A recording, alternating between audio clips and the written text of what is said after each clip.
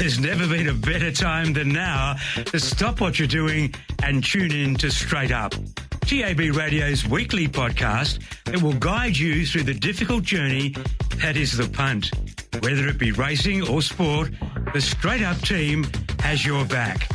Now, from the studios of TAB Radio, welcome to Straight Up. Yes, thank you, Trevor, and welcome along. G'day, Riles. How are you? G'day, Mart. How are you? Been a while. It's been a few weeks. Crocodile. You've been to Bali. You've been to Kalgoorlie. Been to York. How are the flies? How are the Nellies? Jeez, there's tough conditions out there last week. Oh, yeah, but you got through it. That's the main thing. Now, 3:02, we need to get to our next guest straight away for Dankz Furniture.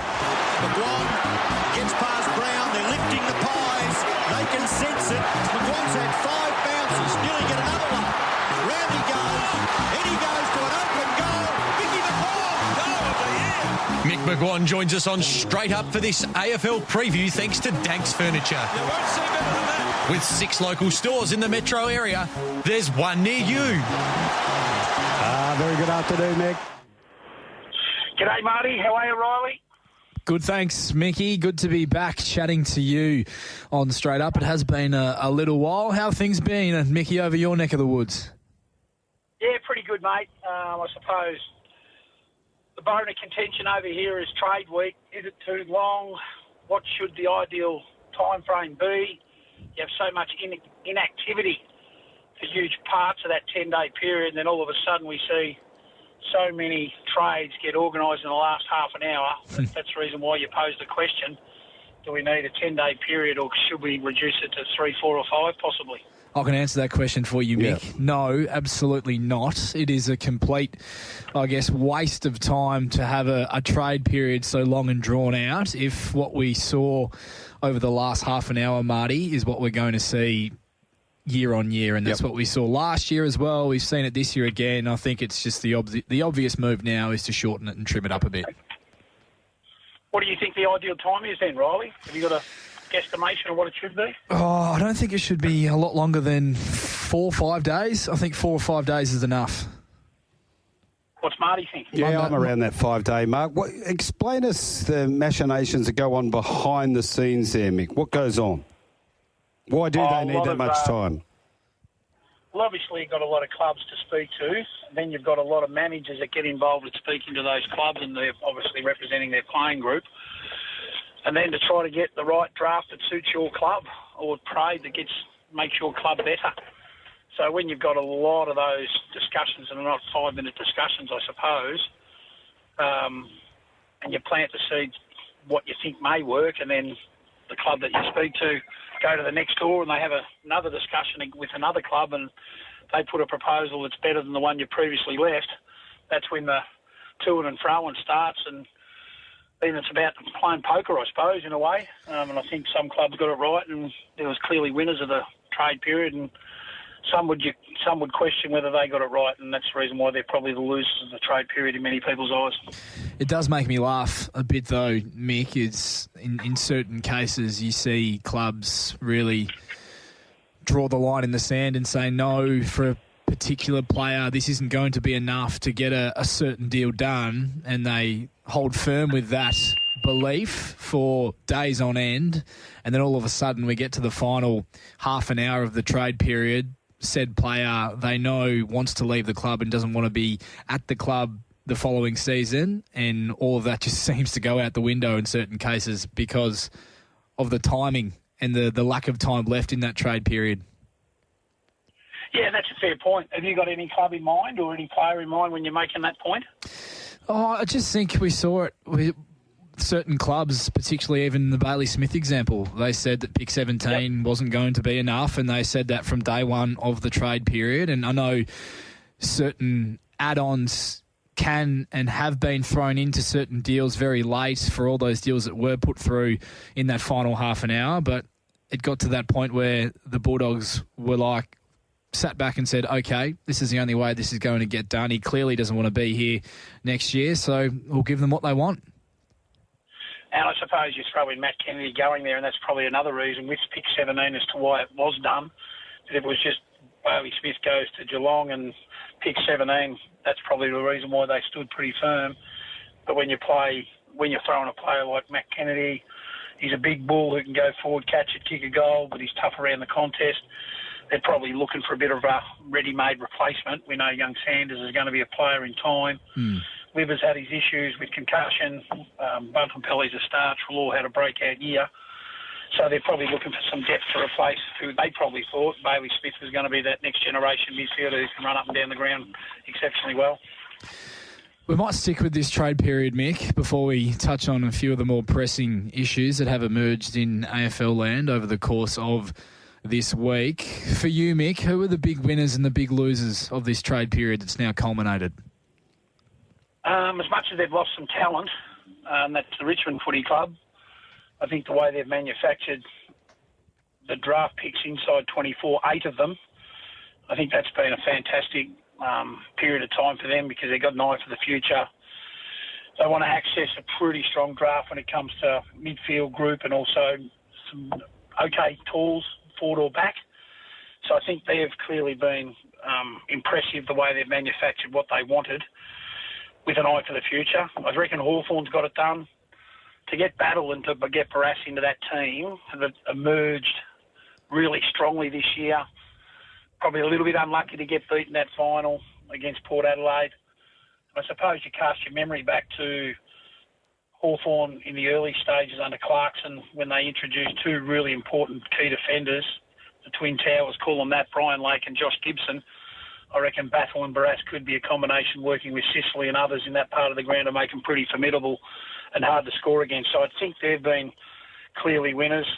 And I also think because of the attitude of Collingwood, to get Perryman, a seasoned player, multiple roles he can play, and also to get Dan Houston, who I think was the best player in the draft, two-time All-Australian, Agreed. Or trade, I should say, the two-time All-Australian into the team, that will complement their ball movement because they're an aggressive team. He's an aggressive kick.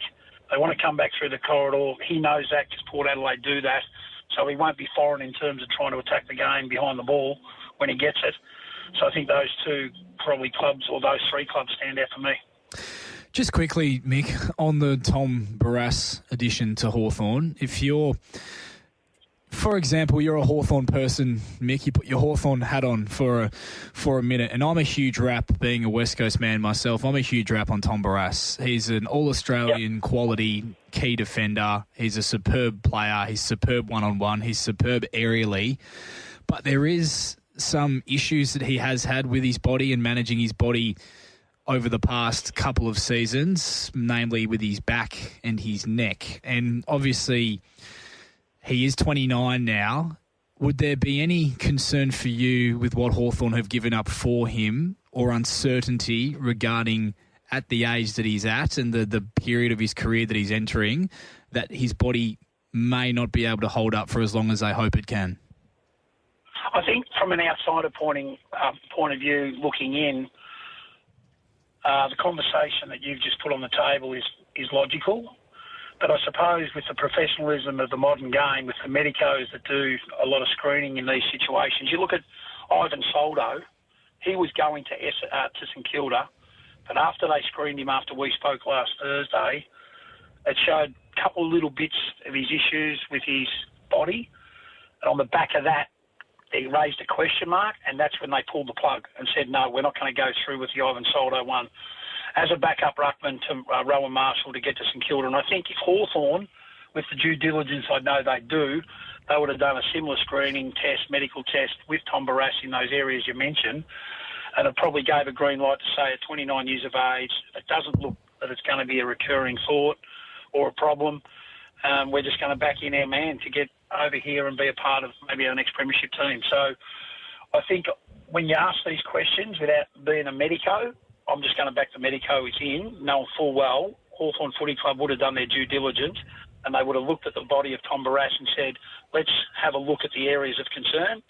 And if there's no red flags, we'll certainly proceed, and that's what they've done. Yeah, agree with that. Mick, we just danced around this next race from Northern, which is 3.5 away. I'll just give an update. Plenty of time. Hyper Real is $8. Been Drifting. Belter of a Song, $3.80 from 4. You Give Me Chills, 14 into $5.50. Talk Away has been $3.70, $3.20. And Mama Bell Goes Again, 19 into 650, a bit of a meerkat there. Now, one off the text line, this is for Retrovision.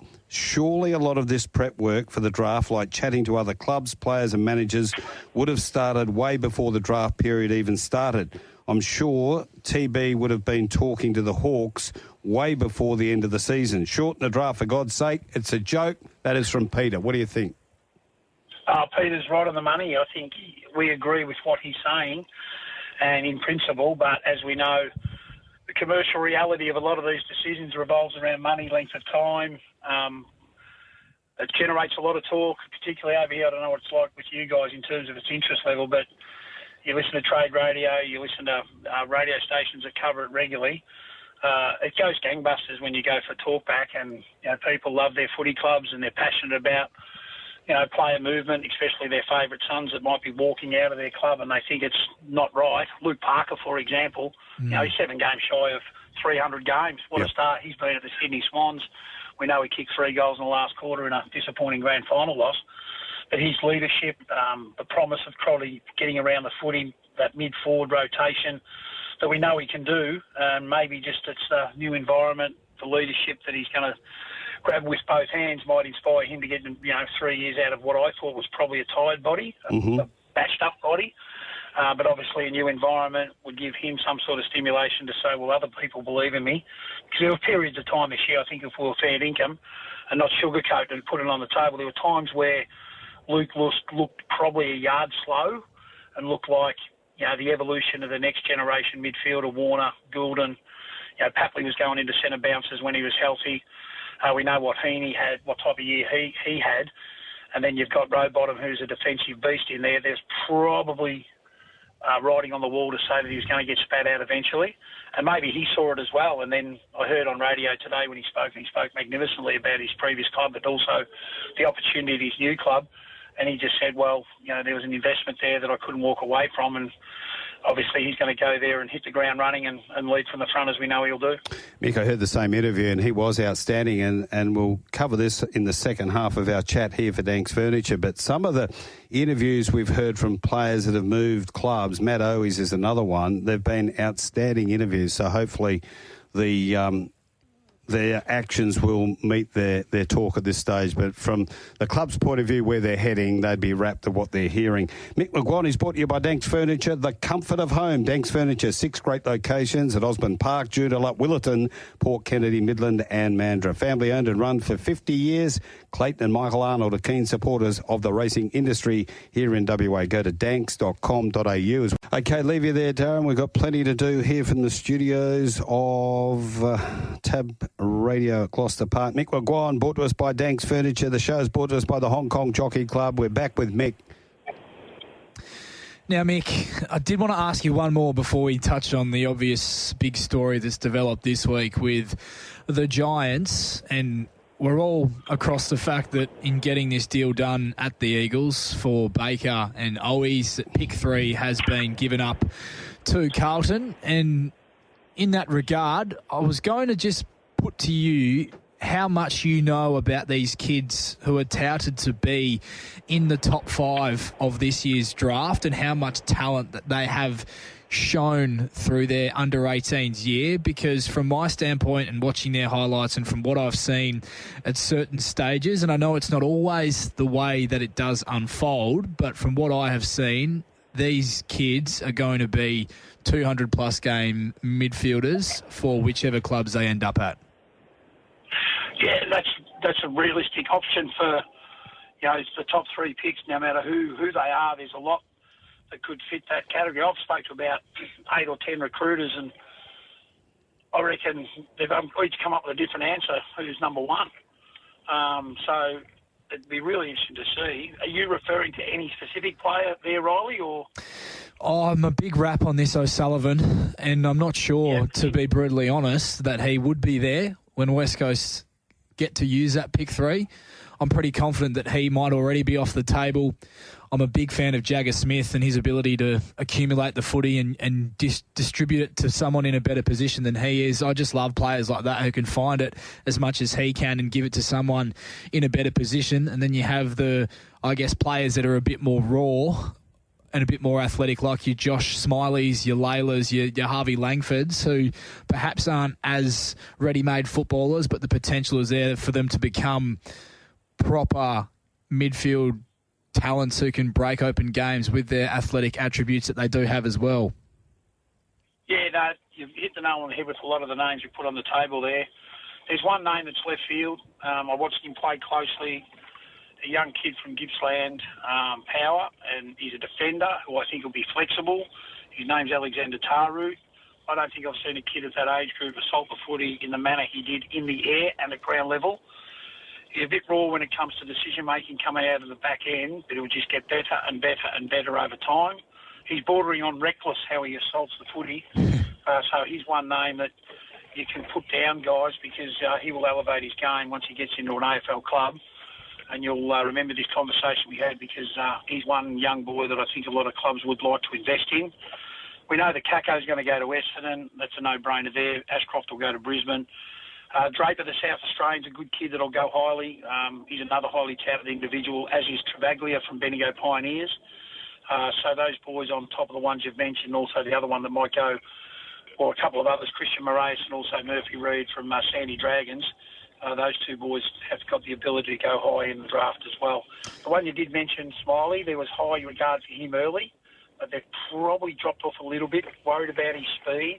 Big body, we know that. He models his game on Cripps from Carlton, but I'm just not sure how he transitions up and down the ground because that could be a concern for a young boy that hasn't naturally got the speed, but they might back him in to try to develop the right sports science and get the running capacity into his legs to change the way he plays.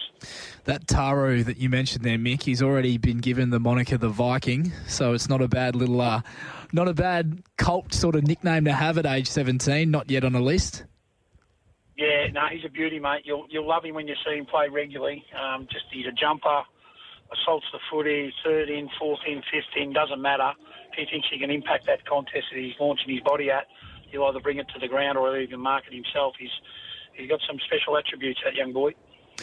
Now, Mick, we do have to touch on the obvious story that's been dominating the headlines from the start of this week regarding GWS and what occurred during their, I guess you could call it, Mad Monday celebrations, with news coming through that Andrew Dillon is about to hand down the sanctions on the players involved within the next hour. What's been, I guess, your initial thoughts and take on this issue as it has unfolded throughout the week? Yeah, initially I thought private function. How does it get out?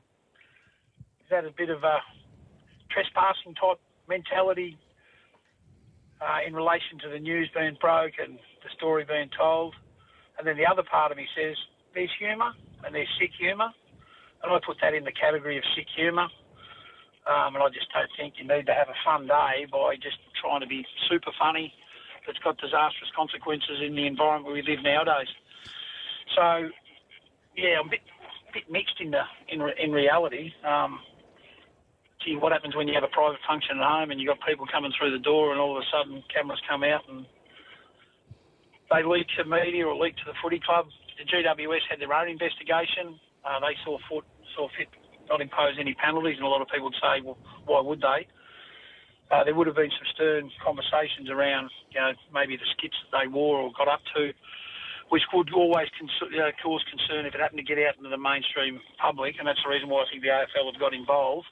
And then some would question why are they superseding GWS, their own club people, when correct over the history of time they've allowed other clubs' management to actually deal with situations. I remember the Ben Cousins situation over in the West, and you guys would know it better than me, living in that environment.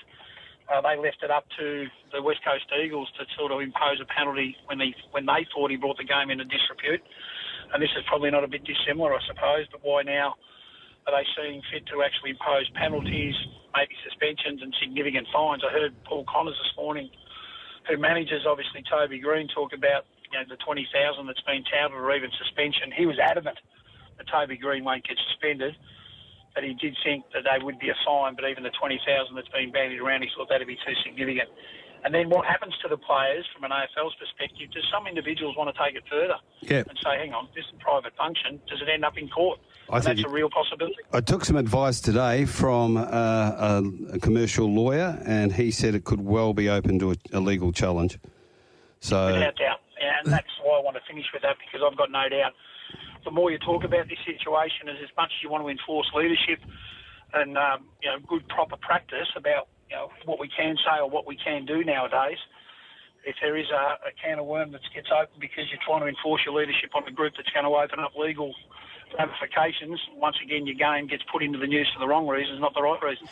It's for me, Mick, it's a really worrying precedent to be fining people for not taking adequate action to halt what was occurring at the time, for pretty much being bystanders, is what has been handed down to a number of players that were at that function. Exactly. The sanctions are in. Josh Fahey's received 4 matches. Jake Riccardi, Joe Fonte, Toby McMullen, Harvey Thomas and Cooper Hamilton, who's been delisted, all 2 matches. Lockie Whitfield, Toby Green, Iden, Tom Green, Sam Taylor, Lockie Keefe, all $5,000. And new Magpie Harry Perryman, $5,000 fines as well. So those are the sanctions for those GWS players. Where does that money go to? It goes into internal revenue, doesn't it? Yeah, not sure. And what do they use it for? Well, it's a good point you make, and let's do a little bit of investigative work on that. Hey, Mick, last week we asked for some harness racing tips from you, and you were outstanding in your work there. I think there was $12 winners, $5 winners, and also a Quinella and a trifecta. So while we've got you going, can we do it again? Wow, you're putting the pressure on Marty, but hopefully... I'm only telling the truth, Mick.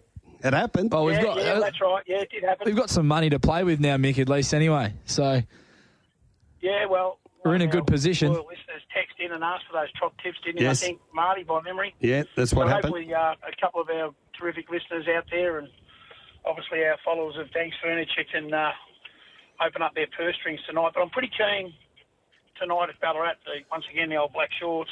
That's my hometown. I reckon in race 4, the bottom one will be very hard to beat. If it does its best with Herbertson in the sulky, it was super winning at Cranbourne last start around the 240 mark. I think it'll be worth a shilling or 2. Don't bet race 5. Favourite will win and win easily. Who cares? In race 6, I reckon an each-way play around the $11 mark is number 6, Admiral of the Fleet. Number 5 is a new stable. Michelle Phillips has got it now. We know she's synonymous up there at Mildura. She can run a gate. This horse has got gate speed. It might jump out of the ground in a new stable, but I think the value in that race is number 6, each way, Admiral of the Fleet. And I think in race 7, there was a horse there owed something each way at $34 this morning, Columbus Gonzalez for David Magri. Well, that's gone. It might be a little bit each way at those odds. It can do things wrong, but it's got ability if it stays in its gate.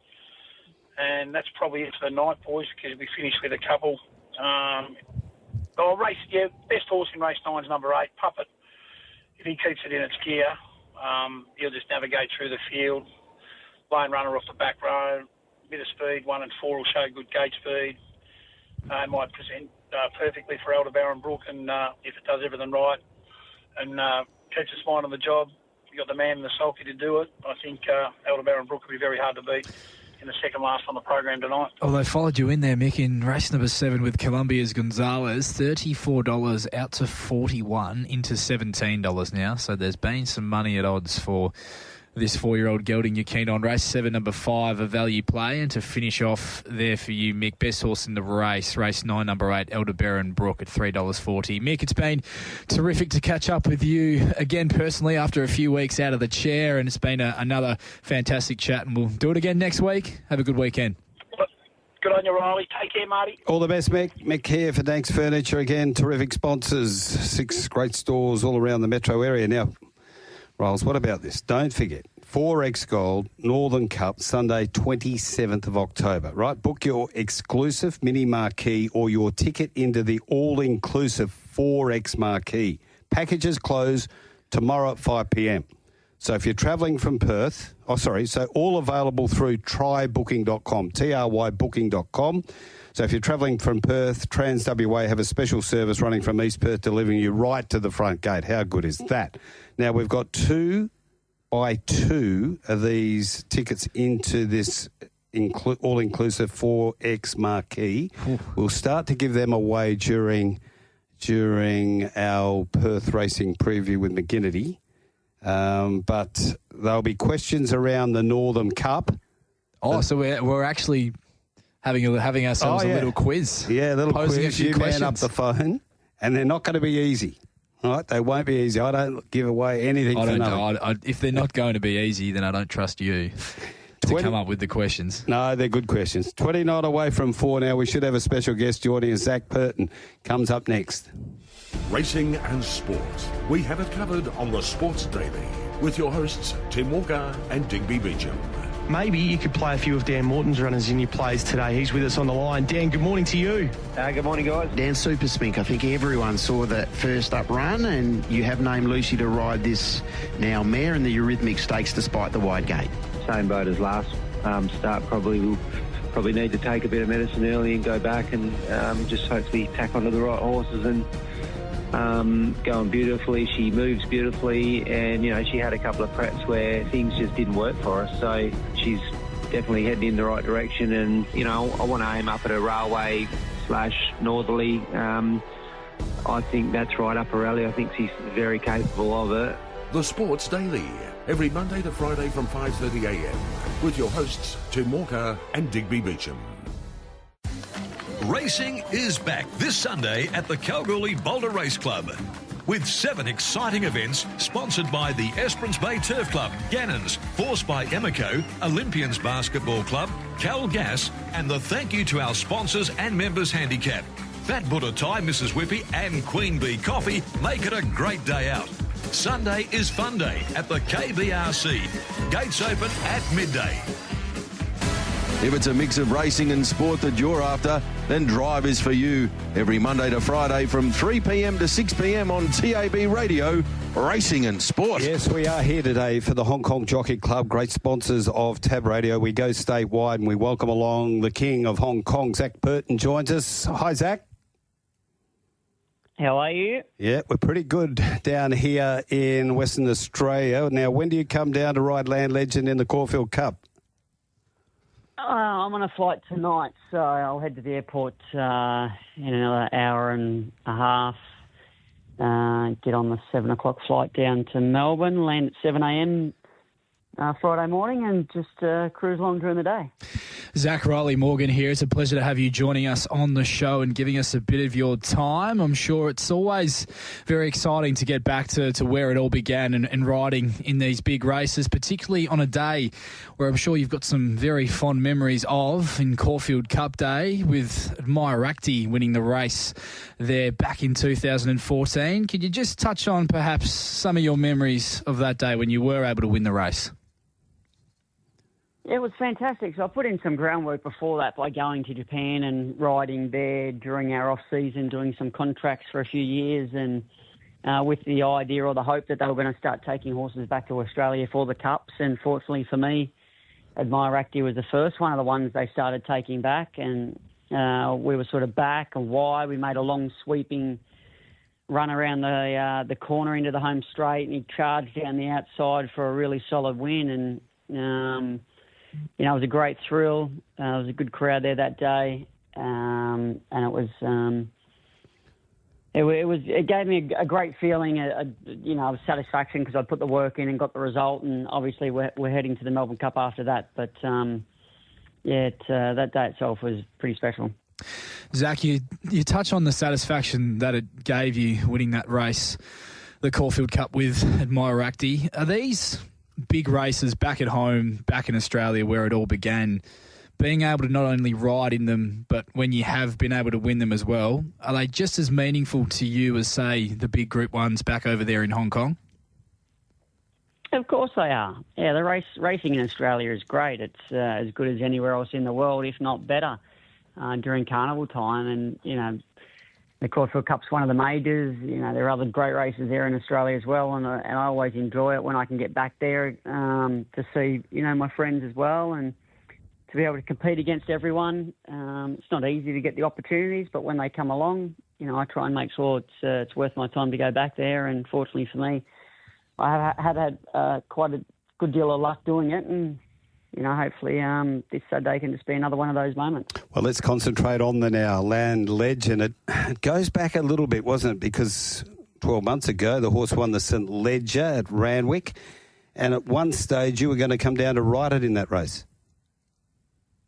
Yeah, well, I actually did ride in Sydney on that day. I was there for the meeting, and James Ferguson, who I know a little bit from the UK, had told me he was taking the horse down, and obviously having the connection with Bonho, who owns the horse, you know, I was going to ride him. But as we got closer to the race, it became evident he wasn't going to get my weight, so I didn't end up riding him that day. He won well, and then he stayed down there to continue his career under Chris Waller, and Chris has done a great job with him as well. He's prepared him well. He hasn't overtaxed him, of course. He's still a very lightly raced horse that is hopefully peaking at the right time. The win that day, I was there myself, street corner tip. Everyone on the course was tipping him. I still watch the replay of that race and shake my head. It was an outstanding win. Yeah, it just goes to show how talented he is, right? Yep. And he even tried to take on the rail at the 300-metre mark when he lost his balance. It was a little bit of a frightening moment when I was watching that, but it was good to see him regather his composure and go on for another strong win.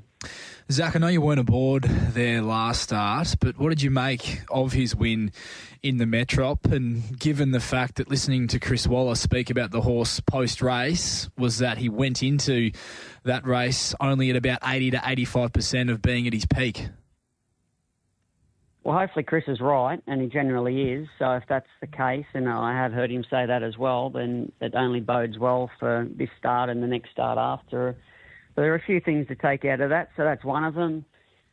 Secondly, he can travel a bit strong. You know, he wants to overdo it, and that's probably his Achilles heel at the moment. But he can sustain a gallop, and he gets a bit wayward in the straight. You've got to try and help him maintain his balance and keep him straight. But he certainly doesn't mind getting in a dogfight. He can certainly run the distance. It's just a matter of trying to get the first half of the race right, and then he'll take care of the second half. Zach, barrier one, for the kind of horse that he is, as you just mentioned, are there more positives with that draw than negatives, do you think? Well, you always want to draw well. Everyone always says when they draw out, I wish I drew a barrier. And then sometimes you draw a barrier and you go, this horse would be better outside. You know, it clearly looks like he's a horse that appreciates a bit of galloping room and can come with a sweeping run and continue on with it. That does look like it's his pattern, but you're never going to give barrier one away. And, you know, I'm not sure how he goes left-handed. I haven't been through all his videos yet, but, you know, that might be a new challenge for him. And Caulfield's a very tricky track, so being drawn one with the fence on his inside to help guide him around, maybe it's not going to be that bad of a thing. And if the pace is genuine, then it should open the field up a little bit, and then he might get his galloping room anyway. So let's hope that those things happen and he can just, you know, breeze into the race when he's ready and see how we go. It's interesting, isn't it? A lot of people saying it could be a negative, but the last two winners of the race have positioned either midfield fence or worse than midfield, like Without a Fight was last year, and it's a matter of tracking a course to get to the outside of them and let him sweep. I did go back and watch a replay of him in York last year, and York left-handed track, and he was back, funny enough, he was back last on the inside, cut his way through the field. It was a massive run to run second. He might even be better that way. Well, let's hope so, because he's very wayward going right-handed. So it might actually sort him out mentally. Yep. Hey, yeah, Riles? I was just going to ask, Zach, obviously he's given a strong chance in the market, and I think all of us here give him a very strong chance in the race on the weekend off what we have seen from him. Who do you think are the horses to beat or the strongest opposition for him in that field on Saturday? Well, Buckaroo is obviously the the tip on everyone's tongue. He comes into it off a good win there at Caulfield, then obviously had his the next run subsequent to that, but gets back to a track where he went really good at. And his favourite, so he's an easy one to pick. Waterhouse's horse, who's going to roll forward from the outside. He might be up out of trouble. Could be hard to beat. But it's not an easy race. It's a handicap. There are a lot of chances. We'll just have to see how the track's playing on the day and then, nail down a game plan before the gates open. I think you've only got 4 rides on the card as well, which I think is perfect, isn't it, for a travelling jockey like yourself? Just get your eye in a little, and you haven't got a ride in the last either, so you're well positioned. But let's take you back up to Hong Kong last night. It took a while to get your winner, last race of the day, or the night, I should say, at Happy Valley, but it takes you to 24 for the season? Yeah, I had a bit of an average book of rides, and I had some ordinary gates, so I thought it was going to be a little bit difficult, but I had 3 seconds in a row there, and, it's a little bit frustrating, and then I run third on one, and you start to think, it's going to be a long night, and then I just got up in the last stride in the last race, so you go home feeling a little bit better about things, but the season started well. I'm getting good support from a number of stables. I've got some sort of nice rides coming up as well. So it's just a matter of keeping the ball rolling and getting through this period of the season. Travelling back and forward to Australia is not easy. Riding light in Australia, because I'm riding lighter there than what I do here, is not easy as well, which is why I haven't taken many rides down there. I just want to try and conserve as much energy as I can, like you said, sort of get my eye in a little bit, but be as strong and good as I can for the race that I need to be focused for. But yeah, so once we get through the sort of the travelling period past the Melbourne Cup, then things start to settle down a little bit more here in Hong Kong. We have the final lead-up races for the Hong Kong international races in November, and then into that international meeting in December. So it's a good time of the year for me, and I'll be looking to keep the momentum going. Zac, you've been around the block a few times now. It's fair to say in that regard, and I'm sure working down to the 53 kilos you ride at this Saturday with all the travel involved in between wouldn't be an easy task. How is your body holding up at this stage of your career? And I guess the follow-on from that, do you see yourself still being able to ride at the level you are for the next 5 to 10 years? 5 to 10 years. That's a good question. I've got more miles on the clock now. You got the wear and tear. We've had a really brutal start to the season with the amount of trials we've had, as well as the races, and that's been physically draining itself. And I've only had a couple of weeks to prepare for the ride for the Caulfield Cup, which is a little bit short for me, really. So I've had to push a little bit harder for that. So I do feel a little bit tired and a little bit lethargic and worn out at the moment, but that's sort of the life of a sportsman, really. But, yeah, the body's not what it once was. It always gets a little bit harder as you get older. But, I'm still riding as well as ever, and while ever I'm still being successful and doing well, then, it's no reason to stop at the moment. I did hear you in another interview yesterday with Felgate, and you did sound like you're in a great place at the moment. You're appreciating your position and where you are, and you're not underestimating how important that is, and you're taking your time to soak it up and enjoy sort of every moment out there currently. Yeah, I'm sort of getting to the twilight of my career now, and I think it's important just to start to reflect a little bit on the career I've had and the success I've had, and just try and enjoy the however long I've got left, whether it's 1 year, 2 years, 5 years, 10 years, whatever it is, just try and soak it in. So we're enjoying Hong Kong itself. We enjoy the lifestyle here and everything that comes with it. And, the kids are at a good age. So we're really comfortable and happy with the way things are at the moment. So I just want to try and appreciate things as much as I can, and hopefully that makes you feel a bit better about things. Zac, you mentioned that you feel as though you are coming into the twilight of your career, and a person who many consider one of the best, if not the best, jockey on the planet in James McDonald has left a few cryptic sort of statements in the media at times over the last 12 months that suggests his future will eventually rest in Hong Kong. if he were to relocate and join the jockey ranks over there at the Hong Kong Jockey Club, is that a challenge at this stage of your career you'd really welcome and look forward to, having him to ride against every week? Yeah, well, I've sort of been there with Douglas White and Preble and Moreira, and, it's there's always someone to go head-to-head with and challenge yourself with, and James is one of those jockeys. He's one of the best riders in the world, and he was up here last season for a few months, and, we sat next to each other in the jockey's room and had a bit of a chat, but, he's obviously a talented rider, and it suits me him not being here, to be honest. It's obviously easier.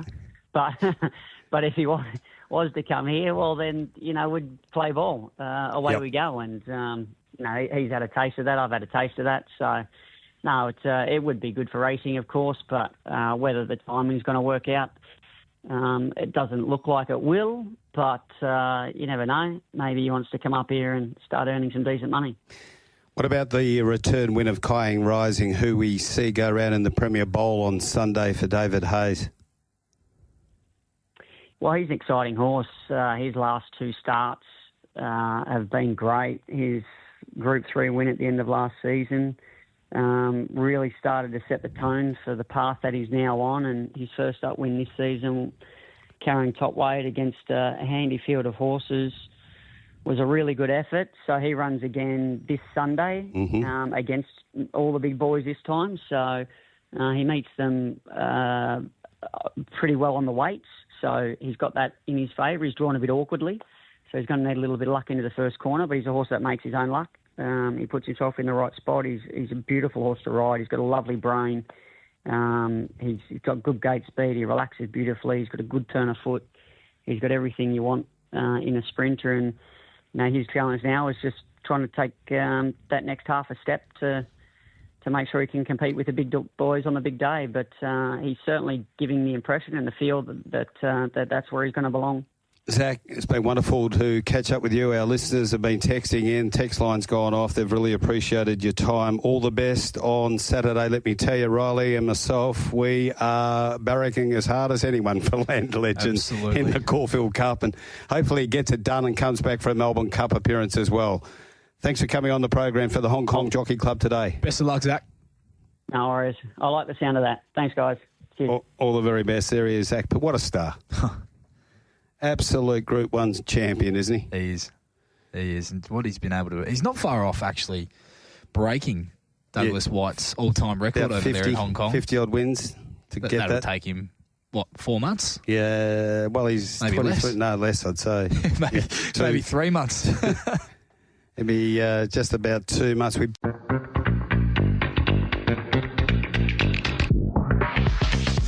The Perth Racing Preview is where the Straight Up team finds you the winners, and here's the Straight Up team with their preview of Saturday racing from Ascot. Ah, McGinnity.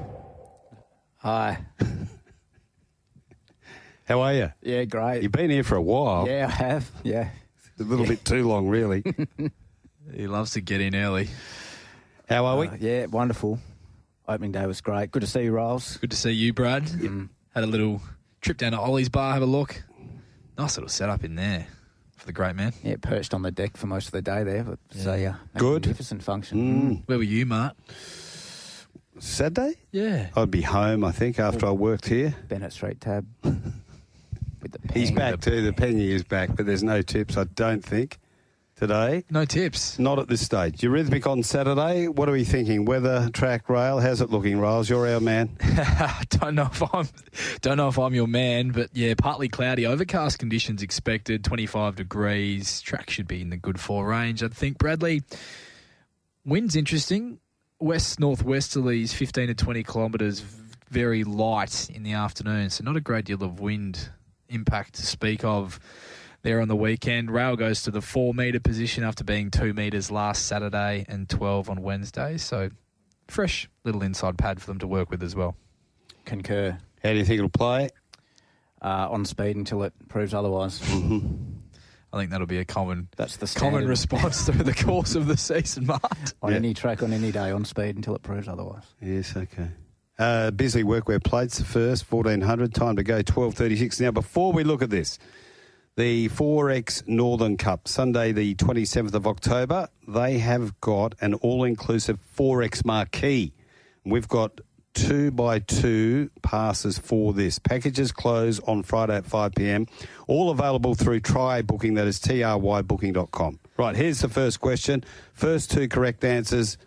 Sorry, the first person with a correct answer will get 2 passes to get into that marquee. Straight off the bat, here we go. Yeah, Sunday the 27th of October. You're on the phones. The last mare to win the Northern Cup, who was it? Simple.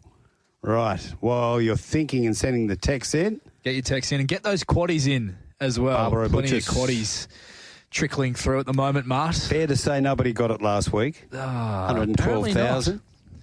I think Bluey might have texted in Sunday morning claiming that he got a slice of it. And wasn't that happy about the divvy. Oh, he was.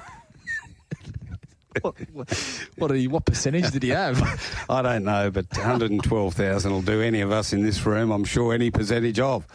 This first event, True Apostle 480s firm, Elite Missiles 850 firm, Arcadia Park 5 to 480s, Spice is Right 15. He's got the safe 10 into 6. There's the first of the day.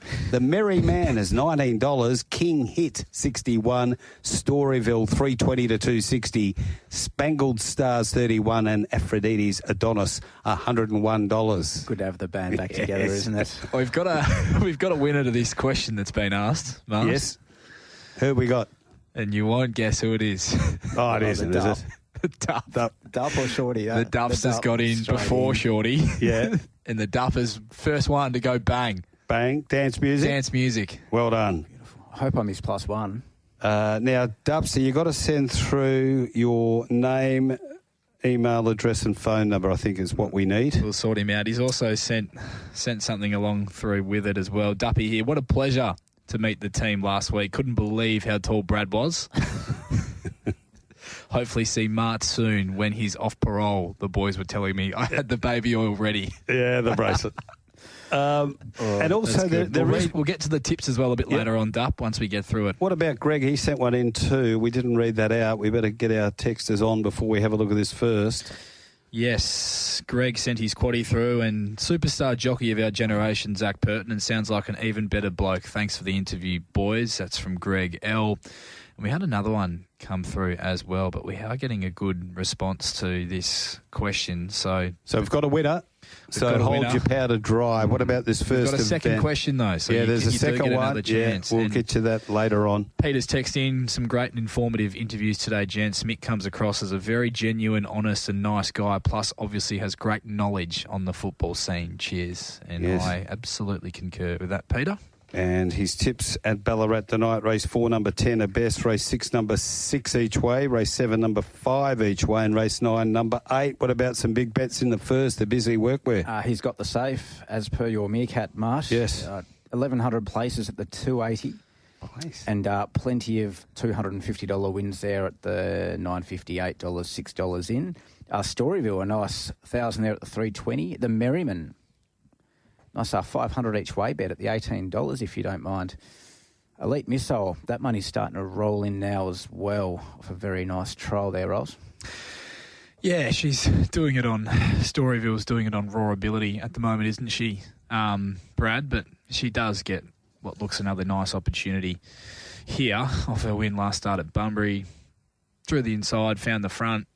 May have had a little bit of a look around, but was really strong through the line. Should kick through to either lead or box seat if Spice is right. Has the speed to get across her early, but the way she chased home Rich & Co. in her trial prior to that, she may even be better suited with something to chase in front of her, Bradley, to be honest. But I can certainly see why there has been money for He's Got the Safe, who was the only horse in that race to make any inroads on her late on a day where it was increasingly difficult to the eye to make ground if you settled outside the first 3 or 4 in running, Brad. And I'll pose the question to you because I've had this discussion with a few people from that meeting at Bunbury. Was it the track and it was just a hard day for horses settling back to be making any ground, or was it just a case of the best horses being the ones finding the front? I'd definitely lean to option B because I wasn't as convinced about the bias as plenty of other people were, and it does seem the standing consensus that it was quite on pace. But really, upon review, I didn't see it that way. I just thought it was more run of the race type stuff. I think, there's a bit of both. I think there was definitely advantage being forward, but then the good jockeys worked it out and said, we're on the best horses, so we're going forward and make a good thing of it from the front. Yep. Name a horse race where it isn't an advantage to be forward. 100%. 100%. Oh, there will be some. Well, there will be some off his run. And there will be some off his run last start who will be more than happy, as clearly is the case with the betting, to be in the corner if he's got the safe to turn the tables on Storyville with the right run. And a little bit of a weight change, isn't there? Yep. Got to respect the fact Storyville did it at both ends, I thought. And also just the unknown factor of a few of these other horses and where their ceilings might be, which we haven't spoken about yet. But True Apostle's going to put itself in the race and be very hard to Very brave last catch. start. Elite Miss, I loved that trial. Huge trial. So I think this is going to be a pretty nice horse. I preferred the first one. The first one was outstanding. But he's clearly one to watch. Very happy. And, who knows where Arcadia Park and Spices Right end up, but they've also got their share of ability. No interest with how the market sits for me at the moment, Mart. Just happy to watch this one. We interviewed Grant after that win of Storyville. Oh, no, I didn't know. I was actually texting him. He was in Melbourne watching it, and I think... No, it's not a trumpet, mate. We were just texting. Name drop. He's a human being, mate. Name drop. Bit of name drop. Let's go. Come on. I grant it's Martin Young here. It is a very nice horse, I think, Storyville. But Merriman's win first up. That's a big price, $19. Wow. There's nice horses littered through this race. Yeah. I think they're looking champion fillies path with Storyville. Why wouldn't you? Comes from a family that gets over a bit of ground as well. Champion fillies. Champion. But no bet for you. No bet for me, Mark. I'm Storyville and having something on Merry Man at $19. Race number 2, the Glenroy Chaff Handicap, and this is over the 1,600 metres. Time to go at 1:19, and let's have a look at the betting here with Barra Magic. 30, open at 18, it's got out to 31 and is now 26. Captain Pluto 270, around that price, 275. Classic Rogue 650. In Good Order 260, 270 into 245. Exel Train 8 to 10. Odinaka 9, 850. Cobb and Co is 26.23 and our Norman 51. 400 wins Classic Rogue at the $6, Mart. Have it again. What is it now? Yeah. Champion. Odinaka, 250 each way at the $9. Another 250 each way at the $9. In Good Order, 500 at the 260. Another 500 at the 245. Plenty of rank and file money there for Odinaka. That's piling up. This is it must be a bit of a sneaky tip here. And a bit of sharp money Exel Train as well at the $10. I really like this horse In Good Order, Mark. He's a very promising middle distance staying type on the rise for Danny Morton, who kept the powder dry at opening day. Takes 7 to the races there on Saturday, so it just gives the feel that he was happy to sit out day 1 and really attack day 2. Couldn't have won more impressively last start with the 60 kilos, easily accounting for a horse, Classic Rogue, who took out the other key form reference for this race last start and meets him under the same weight conditions here. As a result, simply was back in second on that occasion. He's won back-to-back races since. Just a turn of foot he was able to pick up and show when he sprinted with that 60 kilos at the end of a mile was just really took me, Just Martin. looks a good horse, Yeah, doesn't he it? just looks a good horse. He's got versatility. I could see them taking bad luck out of the equation here. Not a lot of speed outside of Exel Train, who looks your leader. Slide forward from the barrier, try and find the breeze perhaps. You know he's going to see out a strong 1,600 metres. I'd back him from the breeze to take over from Exel Train, who is tough and going well. But I think if that's where he could land, they could control the race from there, get some weight relief down to the 58.5 kilos, and he's a horse who's only getting better with racing, I think. So I was happy to make him the best on the program, Mark, In Good Order. I think he'll be very hard to beat. So just to ease up, having a month off, that was just to get him in line with the Carnival or the Pinnacles coming up? Just a programming thing. Yep.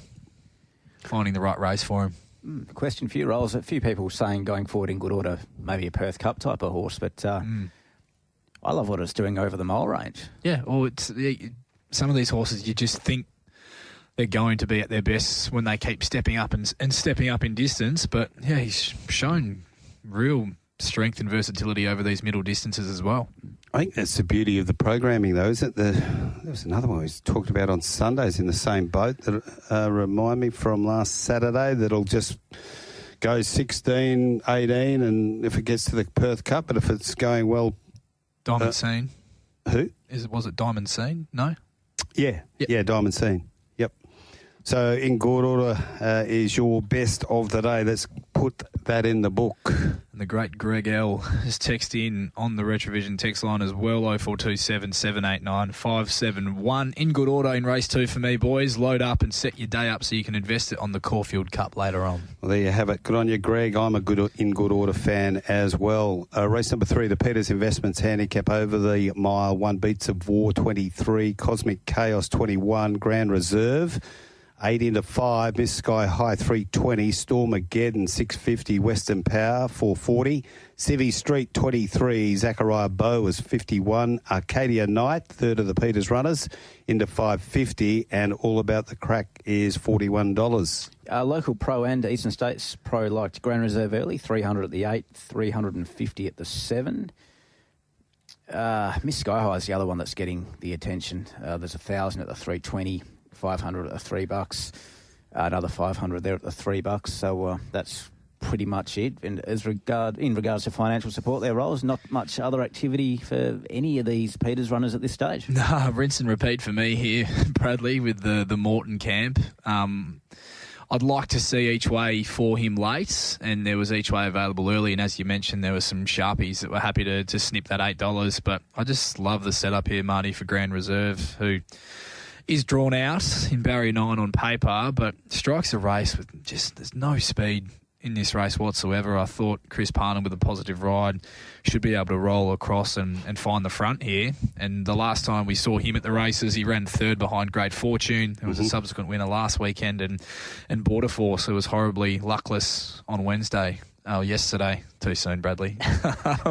In a race that was run really strong. It was 7.5 lengths faster than benchmark over the mile. So it's a nice platform, I think, for the setup that he gets if he can work his way across. And much like his stablemate in the previous, he looks a middle distance staying type, lightly raced, only getting better with racing. And if Chris Parnham could work his way to the front and control, I could see him really getting rolling from the 600 and maybe pinching it. Yourself and a few sharpies definitely agree there, and so I'll play devil's advocate in that regard. Seems a bit more of a grinder to me than in good order, one that might not be able to capitalise and doesn't seem to have that real turn of foot. I know it won at 1,300, but that was on a heavy 15. It was a proper sticky track. So I think the best way to ride him in this race, if he can work his way across and find the front, would be to try and make this a real genuinely run 1,600 metres and put the foot down from the 600 and get a few of these uncomfortable and get them chasing. Miss Sky High was a danger, and if I don't see the each way Grand Reserve, I'm probably happy to have a saver, depending on what price she starts. Difficult to line up, Brad, in terms of where she's at, backing up off the 7 days, which I think suits after never seeing any daylight whatsoever last week. But in saying that as well, also begs the question, how much did she have to offer, given what we saw prior to that? Definitely a hard lucker, and this would be a bit of the theme going back into last week's meeting, how many hard luckers there were in some of these races. And so how do you take that form going forward? And, that'll be up to the punt to own it in regards to how much you take on for Miss Sky High. Probably, for mine, should have run at least second. And if she is good enough, I think Pike can hold up leaders back here and should get first crack at gunning down a horse like a Grand Reserve if he is able to work his way across and get rolling. So it's a good setup for her. She should get a much better run than what she was afforded last week. Arcadia Knight, another one with no luck last week. And how do you line up these Peters horses? Yeah, the market's not interested in any of them. Western Power's shown a bit. Absolutely. It was a good win last start, and Royal Toronado certainly franked that form, went huge last Saturday. So that's a run. One off the text line here, Jeff of Lake Munga, and he has said, what's happened to the old days of quarter the odds the place? That's for you, he said. It's Cameron from Wesley. No. I just said it's Jeff of Lake Munga. Yeah. Quarter the odds a place. So John from good point he makes here, because if you have a look at Grand Reserve as $5, so in the old days that would have been, $2 a play, $1.85. Well, how many bookies used to actually offer genuine each way? I think. Oh, Lucky did. I'm not sure that was a thing in many races at all. Quite often it was just win and plays. On, mate. Recency bias here, surely. Yeah, there seems to be a big people are quick to forget. Oh, they were always better in the good old days. My oath, they were. 150% markets half an hour out from jump. Yeah, they were great. Good to hear from Buff, listening in from the Mount Henry Tavern. Buff. Lovely little spot there, the Mount Henry. Meerkat McMahon got away with one on the weekend. Royal Toronado, Danny Worrell beaten last Saturday, but got his eye in with Count the Sessions. So pat on the back to you, Vince, cheering for Elite Missile this weekend and Miss Vasari for the young fella. Yeah, and don't forget too, last week's Broken Hill Hotel, you're talking about the Mount Henry, which is the Yo family used to have the Mount Henry years ago. The Broken Hill Hotel Saturday Certainty was Count the Sessions. Phil H, I think, from Inglewood or somewhere out the way. Yep, we passed that on. Yeah, we did. Yep. Yeah. Monday. And I think he may have plagiarised your tip. Well punted, Phil. So, Phil, text in if you want to, if you haven't got a partner to take to the Broken Hill. I'm sure our mate here will tag along. If you can't beat him, join him. He'll have a free feed anywhere. Happy to play that wag roll. I'll do the same for Dup. I'll be in Dup's arm for the other function. Yep. You and Dup, Datesy. No problems. Little Datesy up the Great Eastern Highway. Right. So for the 1400, Corn Cob has been 16 into 10, Tony Spirit into 31, Sun Bronze 8 to 650, Dialing 18, Mystical Man 101, A Profit Pocket 18 to 13, Bell Journey 31, Bohemian Diamond $2.80, Busac 11 into 550. We're meerkatting that. Pull the Trigger, $8.50. Secret Identity, 31. Date with the Devils, good odds, $14. Why me, 21. I concur, mate. Corn Cob, 700 places at the 390. And a little bit of Eastern States Pro snipping as well at that big price early. Busac. Aren't the Eastern States Pros keen on this horse? Fair dinkum. 400 by 600, 400 by 500. 300 by 400 Busac. Sunbronze, local pro money, 300 at the $8. A bit of money is starting to come in there for Date with the Devil there, Mart. And a bit of local sharp money Profit Pocket as well. Pocket. Now, just quickly, one from Timmy from Lansdale's text in. Count the Sessions rewarded the loyal followers who've been in hell for the past 6 months watching him run up backsides for fun. Mental health assessments. Who's that, Bradley? Mental health assessments required for those who didn't stick it out and jumped off. That's a very fair point, Timmy. Well called. And Duppy's also up me for not reading out his tips, so we will get to them. The selections for the Dup. Race 1, Elite Missile each way. Race 3, Western Power. We'll get to the rest of those. Has Brad from Mayland sent in a text as to why his tips haven't been read out yet? I don't think he sent through any tips. May have caught up with Brad Short Saturday evening. Oh, no. He showed me a very incriminating bit of video. Yeah. I reckon if you played for GWS, he'd be copping 6 matches. Impersonating a sober person? Oh, no, he was not. I'd love to see this video. No, he was not, Mart. I think he was leaving the the Tats Club. Tats Club, yeah, just missed a step. That's all. Anyone can do that. And the second one as well. And he might have missed the footpath too. I don't think we're going to get time to go through this before Northam. All right, what we'll do, we'll hold. We're here for the Hong Kong Jockey Club. Don't forget, get your Barbaro Butchers quaddies in as well. 0427 789 571. And sincere shout-outs to the gang out there doing it pretty tough at Barbaro's today, and to Raf and the boys, Stefan and Jaden. All the very best to you out there. So we've been through the market. Bohemian Diamond is 280. What are we thinking here in race number 4? I thought this was really tricky, Bradley. I found this quite an open race. Bohemian Diamond, obviously a horse I think we all have plenty of time for with what she's been able to do this campaign. She's come back a lot bigger and a lot better. She has drawn very sticky and she's 5 weeks between runs. So no denying she's likely the best horse in the race, but I just think she's probably short enough at the moment in the market at sub $3. I can understand the money for Busak, Brad, and you might disagree. I thought the double figures on offer early, which has been very well sniped since then, was an attractive price. I didn't get involved myself, only coming through a maiden win, but I just love the progression that he's on and the run that he's going to get here.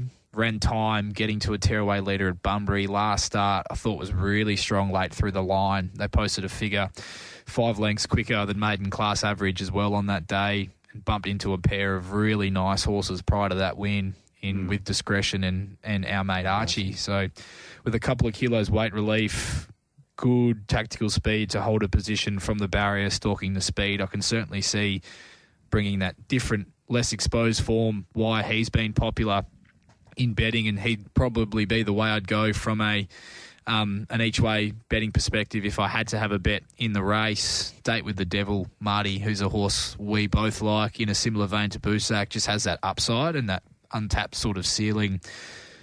Bolted in at Kalgoorlie to break maiden status, went to a Class 3 at Bunbury last start on a day we think it was difficult enough to make ground, but loved how he got out and attacked the line late. I think he likely ends up 3 back the fence here, which I'm not sure is an ideal place to be. So if that is the case, he will need some luck, but he's got plenty of promise. And then you have a really well-placed horse like a Corn Cob who hasn't seen a race of this depth or nature for quite some time and likely finds the front and is racing pretty well, to be honest. It's racing solidly. I think it's had a lot of favours and sort of pretty appropriate runs for a horse where you'd want to see it maybe finish a little bit better for mine, but there's plenty of money to indicate that it'll go well again, Corn Cob. Yeah, Mart, I'm with you a little bit. Date with the Devil, with you a bit rolls like the each way type price will get me. Yep. Bohemian Diamond might have just come back a real proper horse. Like you can't do much more than what it's done. If it gets towards the 330, 350 mark, I might be happy to get involved to find out. Well, the 2 wins before the break were outstanding, weren't they? And I've just got to send one out. Hang on, what start are we talking about here? Lonsdale Park. Nishino, what sort of a sire is he, really? He's having some sort of a run. So you were talking about that previous horse with Dan Morton that can stay a little bit, what was its name? Grand Reserve. Yep. Then you've got this horse who's like a 14-miler, Grand Reserve 16 up, and then, say, Joker's Grin. It's a 1,000-metre sprinter, isn't it? Being set for the summer scorcher. Then the Everest, I reckon. He can do anything. Yeah. Machino, he's a freak. Yeah, he is. And doing so it for a long time, too. And doing it for a long time. And the Lonsdale Park Stud, not one of mine either, so that's a nice freebie. Hope you enjoyed that one. It's one of Cobb's men. But, first one free, second one costs 1,000. I'm at $14 each way, Date with the Devil. 3 back the fence mightn't be a bad thing for this horse, just to learn something about racing, being in amongst them, and if he trucks up, thinks this is all right down here, gaps appear, he could just go whoosh. He was pretty tight between runners. He got knocked from pillar to post. Yeah, he was pinballed last start. Still had a head full of steam up on the line. Probably maybe a mile now, so it could just be a furlong short, but the trainers are pretty smart. I did not expect to see the level of support for Busak here, Brad. That did surprise me a little bit. I thought this is a nice bet at around that $10, $11 mark, but into $5.50. That's a big move. Yeah, and probably may not recover. The type of people who are backing the horse indicate that price might not recover at all. Okay, no tip? Oh, I did Busak each way, but I want more than what's available currently. Yeah. So you missed the price? Yeah, I did. Okay, race 5, Seacourt Handicap. Craig and all the team out there at Seacourt, Phillimore Street in Freebattle. Very good afternoon. You're on those books, aren't you? I was once. What books isn't he on? Tycoon Harry's 21-17. Halatorin, the People's Champ, is back 23-20. We'll have a 5-minute verbiage about this great horse soon. 3 is Melkar Pindari, 12 and a 950. Bit of verbiage. Yes. Kripalenko, if you don't mind punters. What about in the last 15-12? Capre Omnia 21, Magna Lee 26 from 51 at big odds. Dracana first up, 460, 370. They want to be with Peter's Investments. King's Honour 5 to 460. Hang Glider 8 to 750. Miss Flirtatious 6 into $3.80 when we're cutting it. Yeah, fair enough too. There's a scratching, Mark. Oh, is that? Pin deep's come out. Yeah, I know, pin deep. Yeah, about 60 cents, I reckon. Oh, yeah, I bet. Yeah, 60 or 70 cents. After its good run yesterday? Yeah. Really? And at the $14 mark. Anyway, so Miss Flirtatious. It's good to be back. They've good to be back. They've downed strides early, Miss Flirtatious. Down strides, got notes out from wherever they could. And having a wager, 1,000 early. They're at the $6, 500 at the 6, 500 at the 480, 500 at the 460, 400 at the 380, 500 at the 380. Wow. King's Honour, 500 at the $5. Capre Omnia, plenty of out wide each way money there, 200 each way at the 20s. So good spread of money with a fortune already being unloaded on Miss Flirtatious. Punters very keen rolls, local and Eastern States pros. Tell you what, Jim the Pommy Pie's keen here. Best bet for Saturday, Melkar Pindari. It's a touch sharp, but best turn of foot I've ever seen and great first up. Best turn of foot he's ever seen. Ever seen. Ever. Well, yeah, that's Jimmy Boy's gone whack. That's his best. Yeah, I've seen Mark cut out a furlong at the bar on last drinks. Mitch Pateman's turn of foot last weekend was trying to find you, yeah. Quick. I've got scorch marks on my arm. Are you surprised at all, Brad, with how genuine Miss Flirtatious has been in both starts this campaign? Off what she showed last time in work, when she was last in work? I think there's been enough there to indicate that she'd be that sort of horse, and she's done a good job. Yeah, I like her here. I just like the setup. I just think she's going to get such a good run back to the 1,000 metres, and she does have to handle the backup from last week. Contested a 66 plus, 1,200. Drew wide, did some work early to get across to the breeze. Was only swamped in the final 50 metres after giving a good kick on straightening. First up, 1,000, went straight past Hang Glider and only meets him half a kilo worse off here. I think she'll land in the first 2 or 3 here with King's Honour expected to charge across and likely find the front and really roll him along. That's just how he races, and she's likely the first one to get a crack at him once they turn for home. And while it is a race, it certainly has some depth to it. I'm happy to bet. You and everyone else? Yep.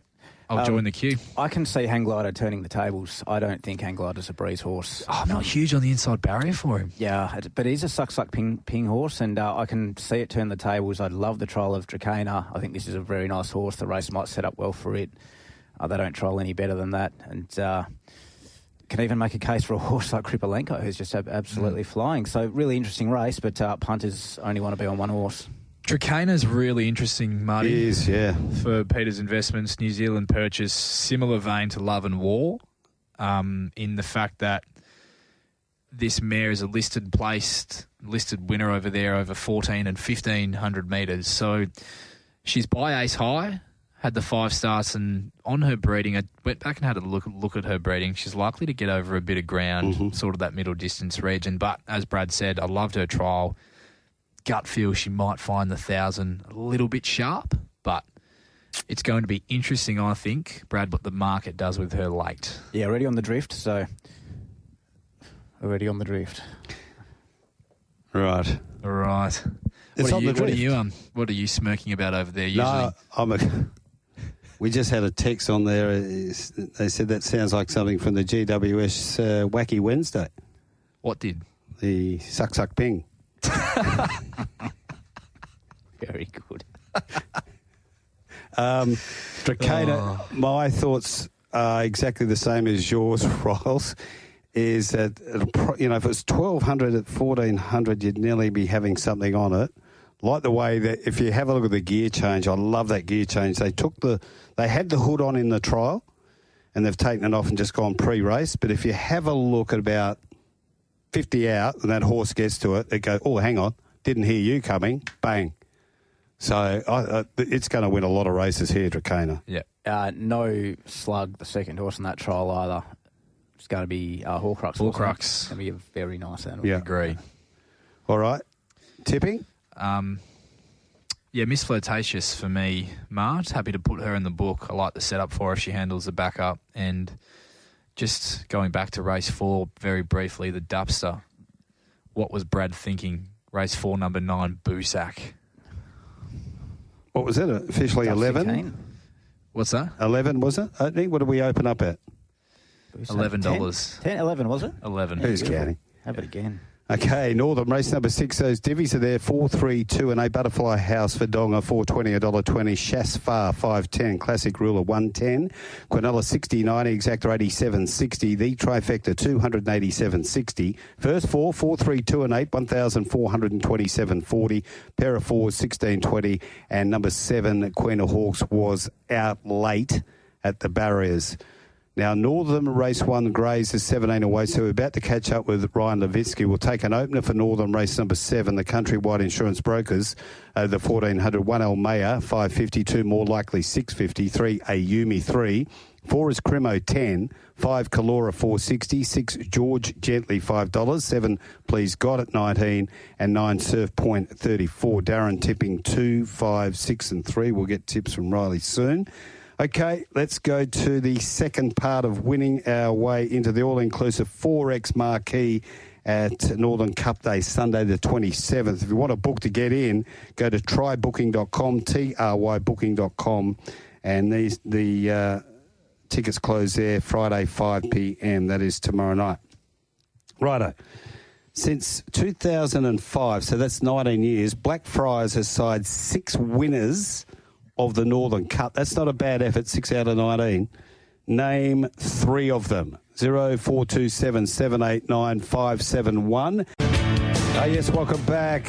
Straight up for the Hong Kong Jockey Club, 12 away from 5 o'clock, 18.7 degrees here in Perth. Have we got a winner for the chance to go to the 4X Northern Cup into that all-inclusive 4X marquee? We do. Correct. First correct answer in. Can I just double check, Marty, that these are all correct with you? Yes. Chocolate Holic. Correct. Tell 'em we're coming. Correct. Mongetti. Correct. Thomas. Number ending in 937. Good second on you. winner of our Northern Cup competition so we'll giveaway. Get those sent out to you as well. Well done, Thomas. Well done to Thomas. A winner. Winners are grinners. Righto, let's have a look at this next event. We're up to race number 6. This is the first leg of the Barbaro Butchers Quaddie. Got me. We'll do that again. Sprays are when you need him. Yeah, I know. 3 for the big left armour on the weekend. Yeah, heard that. Yeah, into the wind too. Miss Vasari's 26-2. Speak to Me 20. Bondi Plunge 850 to 7. Cross Statement 18 to 16. Rachenko 360 into 3. Diablo Ladders 21. Blue Rocket 850. Mr. Spree's 26. Romming Dangers 19. Lardette 26. Regal Statue 750 into 5. Hibiscus Lady is 26. Goldflakes 13. And Right to Silence $71. Just a semi-meerkat there, Mark. Yeah. Just a semi-meerkat. Yep. Rachenko 800 at the 3. Another 800 at the 360 earlier. 500 at the 3. 400 at the 3 as well. Regal Statue, well, here we go. Only 300 at the 750, 400 at the 6, another 400 at the 6. Bit of each way support for Bondi Plunge and Goldflakes as well, Rolls. Yeah, the speed map here is quite interesting, isn't it, Brad? Given there's certainly no shortage of pressure. And Rich & Co., as we know, is a horse. He's a big freewheeling type who, in an ideal world, would be able to find the fence and bowl along in front. But with Cross Statement engaged, the breeze looks best case scenario for him here. And then the next question I pose to you, Brad, is how much work does he have to do to get up and around a horse like a Hibiscus Lady if he does want the breeze? Yeah, or a horse like Blue Rocket, horse like Right to Silence. A couple out wide with a bit of speed as well. Yeah, really interesting. Sometimes you almost think in these scenarios, Rolls, that they might just hand up and let Rich & Co. lead because they don't want to cop the pressure from it. And I'm not sure how it's all going to end up. But well, that could be race over if it's the case. Yeah. Did you think they'll want to hold up on Cross Statement? Well, it's his only chance, I would suggest, of winning the race. They're pretty tactically savvy, the Taylors, aren't they? But if you sit with him, does he even... I just don't think that's riding a horse to his strength. So maybe one for lock. Yeah, nice. Maybe. I expect they'll still ride Rich & Co. handlebars down. Let's just say that. But he may have to do a bit of more work than what is ideal to get there. And there's some nice horses in this race. It's a big step up on what he beat at Bunbury last start. Yep. So I just thought there was a bit more value at the each-way Regal Statue, which just has Pike 3 back fence, back on fence special written all over it here with the speed engaged. She will need a bit of luck. Liked her trial behind Rich & Co. late in September.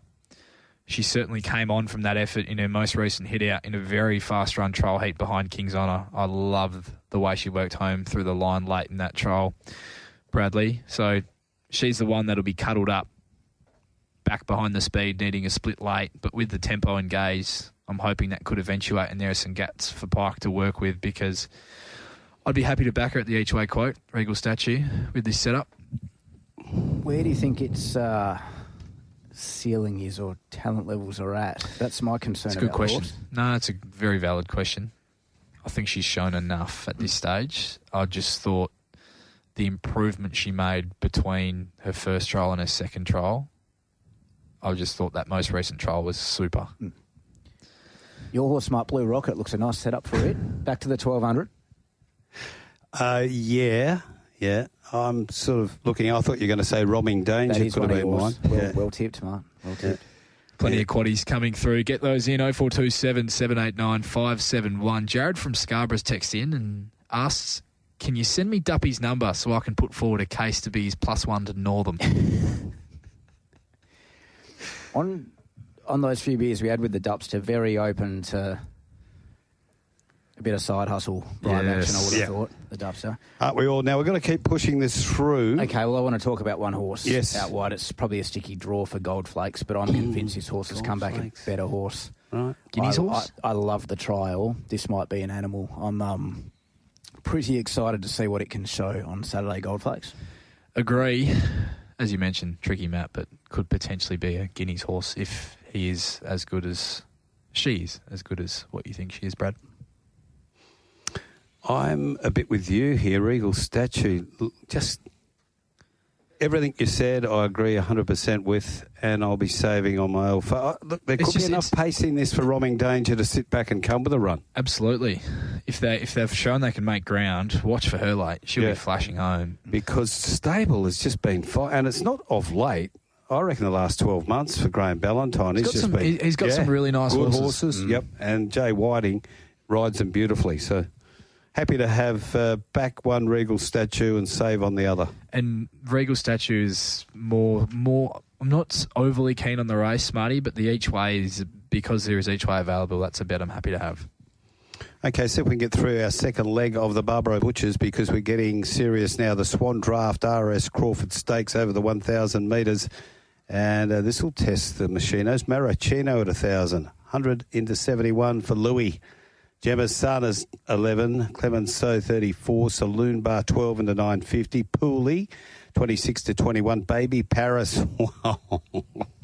Oh, halve your quote. 14 into 7. Obviously, they didn't see the trial. Live to Tell is 650. Ollie's Choice 17 into 950. Capital Flights 31. Oh, the champ. Bravo Centurion 310 280. And Sinful Living is $5. The trials were down when Brad did his form. There's no footage available. Bravo Centurion 1,000 at the 310. Baby Paris. Yeah, they got stuck in a couple of $200 bets at the 12, 250 at the 13, a couple of 200s at the 10. Another 200 there at the 7, Baby Paris. Ollie's Choice getting some nice each way support, including a 400 place component, $2.90. That's about it, or else. Yeah, there's a bit to dissect here, isn't there? Bravo Centurion is, I think, well enough found in the market at 280 currently, given this is comfortably by lengths the hardest race that he's seen. But you know, 1,000-metre horses win 1,000-metre races, particularly at Ascot. He's been freshened up for 6 weeks for this after putting 4 in a line and posted some big figures in doing so as well. But playing devil's advocate, Brad, and I'm sure you would do the same, those were all on rain-affected surfaces. Yep. And the question now is, Marty, can he repeat the dose to that level back on top of the ground? Good point you make. He runs into the strongest field he's ever run against, and you're asking to take very short price. And cops a 3-year-old with a huge, just gets a lovely little pitch in, but not a massive weight turnaround. Okay, my take on that is, and I agree, and he gets down to the lightest weight he's carried since his debut. I just don't think it matters all that much over the 1,000 metres. Sinful Living getting down to 49, because they're virtually just going flat knacker from the outset anyway. I just don't think it has much of a pull as it would over a bit further. What do you have? No, it's an old racing adage, isn't it? Over the 1,000, so I can get it. I can get exactly what you're saying. I just think it never hurts to be tossed in on a lightweight. Yeah, never hurts. What's going to be interesting here is people might look at a map rolls and say a horse like Baby Paris, it looks like a great setup for it at 1,000 metres. It could easily find itself 3 wide or back 6 or 7 lengths off the top. The old barrier 7. Well, with her as well, she needs to leave cleanly. If she steps, she could find herself into a 1 out, 1 back sort of position. But if she's half a stride slow, all of a sudden she's 3 deep, or she's further back than what would be ideal. So that was my little query with her. He's not about at the price for me, but I just think bowling along in front, if he can reproduce what he was doing on those wet tracks with that kick he'll give off the corner, I think he'll be hard to beat. Okay. So no bet, but you think Bravo will win it? No bet. We haven't touched on a few other horses. So we'll either have to touch after this. We can go on the other side of Northern. Yeah, because it is RS Crawford. So, okay, we've got 18 minutes till the next at Northern Greys and also at Northern Races. Will be done by then, surely, as we have a look at our final event for Barbaro Butchers. The Barbaro Butchers Quaddie, the Morley Growers Market over the 1,400. And number 1 Flower in the Wind resumes $26. Antique Miss 8 into 6. Planet Cash 17. Without Reg 15. Pedal Power 51 into 23. There's a big long range meerkat. Watch Me Rock. Blinkers go on 290, 275. Heskett 26. Madam Kisses 26. So War 41 to 26. They couldn't resist it, could they? Then we go to Elite One, $9. Chalima, $4 from 480. He's Gold, 23. And Ocean Zara is a $51 chance. Yeah, Mark, that long-range meerkat only found in the depths of the African jungle there. It's a great find on safari. Yeah. Highly recommended. Watch Me Rock, 1,100 at the 290. Chalima. Oof. Wow. Yeah. 500 at the 480, 700 at the 420, 600 at the 390. Pedal Power, is that snipping you speak of, Mart? Yep. Including 333 places at the $7. I'm sure there's a win component there too somewhere. So, Mitchie. He couldn't resist it. Stop it. I reckon it was just a poke. I reckon he's just told someone to back it just to make me clench up a bit in the sphincter region. Anyway, Eastern States Pro money. He's just toying with you now, isn't he, Mitchie? I'm like Cullinan to his Warren at the moment. He's got me. He's got me dancing up and down the pitch, missing balls left, right, and centre. Anyway, that's not like you either. Yeah. Anyway, over to you, Ross. John from Crawley's got one for you, Mart. He's watching Northam on 7+ on his laptop and listening on the radio to us as well. Yes. He asks, is 7+ on a 20 to 30 second delay because they are fearful of what the boys are going to say? I mean, who are worried about dropping the F-bomb? Riley, Scott or Lockie? Who is the riskiest one? Actually, no, I think all three are pretty clean skin when it comes to that. Yeah. F-bomb. No, it's only some of the trainers on the other hand. Vision and order going up through the satellite, that's what causes the delay. we got a couple early off Jim Enright the other day. Just straight off the bat. Good afternoon, Jimmy. Right. What about this Lucky? The Morley Growers? Yeah, look, it's how this race is run is going to dictate, I think, a lot in terms of from a tempo perspective. There's not a lot of speed. He's Gold's your only real speed influence. Heskett has tactical speed from 6. Watch Me Rock should be able to slide across to the breeze from the wide draw I thought. Brad, is that how you sort of had this race mapped? Yeah, very similar, mate. Yeah, so he was luckless last start behind Without Reg, was held up at a crucial stage. We've seen Count the Sessions a subsequent winner through that race since, unlucky in that similar manner as well. Just a question whether maybe he might already be looking for a bit further, just with the manner he finished off late last start. He was a very good run, don't get me wrong, and the bird had flown by the time he got out, but he just was a little bit grindy late, I thought. I think 275 is probably well enough found, but if the track has shown to be favouring those on speed, with his SP profile, there's every chance he could start even shorter with that pike. Is that why the blinkers are on? Potentially. Sharpen it up a bit. Yeah, potentially. I just think, the way he finished off was a horse who might have looking for a mile. Is your throat okay, Mark? Your throat okay? You're clutching at it. Yeah. Kalima's on the back up, and rightfully so. It may as well have not gone around last weekend, and still Brad in that race where there were numerous unlucky runners, beaten a length and a half, didn't even get off the bridle really in the run to the post. Second up last prep, Marty, this horse, over 1,400 metres, carried 60 kilos, beaten half a length by Brave Spirit in a race that wasn't run to suit. And just only the 5 subsequent winners from that race since as well. So it's proven to be good form looks okay. Yeah, and I think Chris Parnham takes over. If he can find her some 3 deep cover blending into it, I think she's got the turn of foot to get over the top of these, and I'd rather back her at the $4 and watch me rock at the 275. But in saying that, Brad, she wouldn't want to be dictated to by the tempo and end up miles back at the same time if Watch Me Rock is already in the breeze on top of them coming into the corner. So I think a lot of how this race finishes is going to be on how the race is run. Yeah, very little opinion, Mart, for me on this race. I might have a look at maybe a Planet Cash as it continues to drift second up. I think there's some improvement there off a nice return.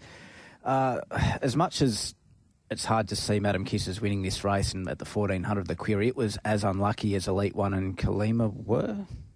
Yep. I don't know if it was in the same. It wasn't the same race, but it was just very unlucky too. But probably can't see it. One up there for you. Yes. Number 3. Yeah, that's inappropriate, Mart. Yeah, it's just one of those races for mine where I'll probably pad up. Yeah, okay. Yeah. I hope I've got something left. I'm just going to have a couple of little maddies in the last. I like Pedal Power's effort over 12, looking for 1,400 last start. I think I got that right, didn't I? Yes, I did. Yes. Was working home, and, Richenko or however you want to say it, races well earlier on. That'll give you a little bit more impetus, and I can understand why they've backed it in at the big odds. And I'm with you on Planet Cash. So a couple of roughies there. Just mad for Mart in the last. Mart's mad ones for Mart. Mad ones for Mart. Right. Well, let's put them in the... Well, this could be a new segment. Let's put them in the book. Put them in the book. Here we go. You're the man they come to listen to, Riley, because last week the package wasn't too happy with you and me. He's accused us of not doing any form at all. You've set the markets. What do you just do? That's a fair You blokes have been. You must have felt offended by that. You blokes have been shambles. I'm pretty easily offended, but to be fair. I love how. I sat down to do the form. I had all intentions of doing the form. And your excuse is terrible. The fields were this big. I said, I can't do that. I did the 3 main races. I couldn't do any goals. Well done for I actually texted him and asked him how he went doing the form, and he said, I opened up the fields and said, it's too hard. Because there's too many. I did the 2-year-old race, the main event, and the last. That was it. So we've got Sydney and Melbourne to do as well. Yeah, it was a fair day. Fair. I just love how shout out to Elko getting his Barbaro Butcher's quaddie in, but I just love how he greets us on the text line. He starts off with afternoon champions. Right. Oh, it's good stuff. Get them in. How they been? Many in for the Barbaro Butcher's quaddies? Plenty in. There would be upwards of 30. Remember, you've got to screenshot them at the finish. Yep. Make our job we'll go easy. Through those. Also, Duppy's final selection, Kalima, in the last race on the program. Nice and original. Thanks as well.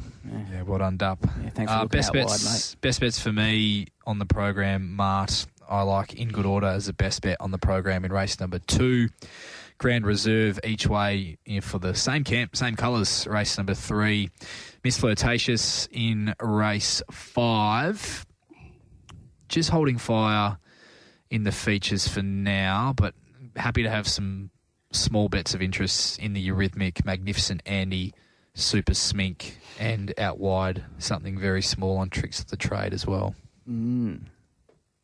What have you got? Gemma's son in the RS Caulfield. Yeah. I know this is a bad bet, but I've got a little crush on this horse. I reckon it's going to be okay. Gold Flakes. Yep. And I've got a feeling we're going to see something on Saturday. I like it.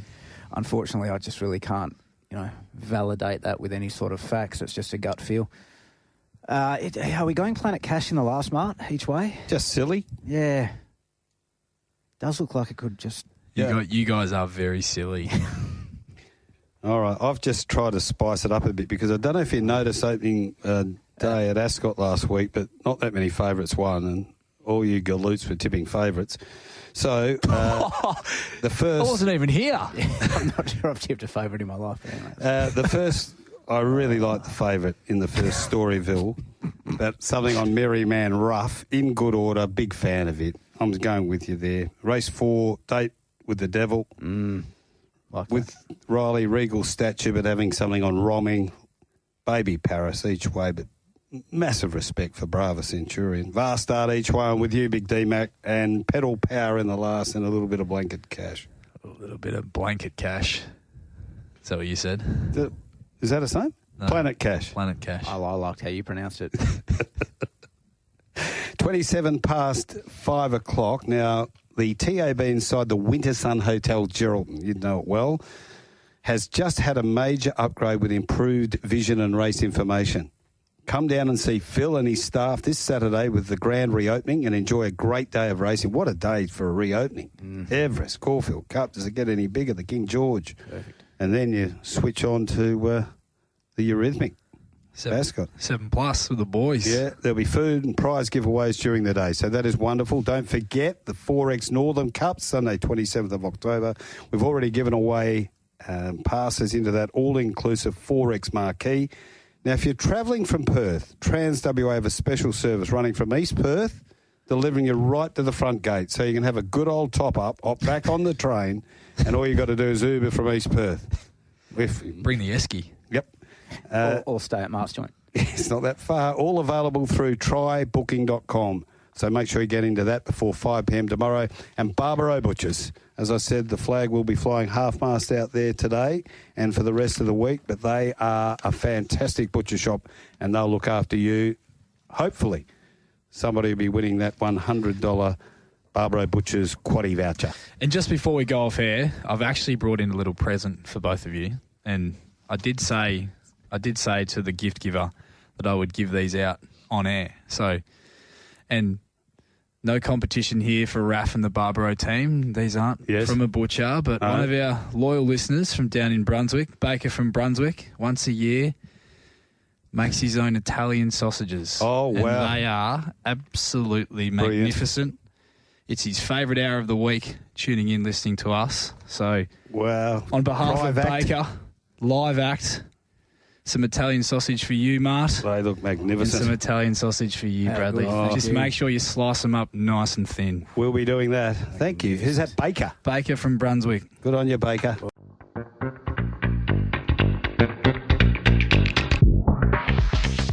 We hope you enjoyed another stimulating episode of Straight Up. All betting markets supplied by Tab Touch. All care, no responsibility went into the production of today's podcast.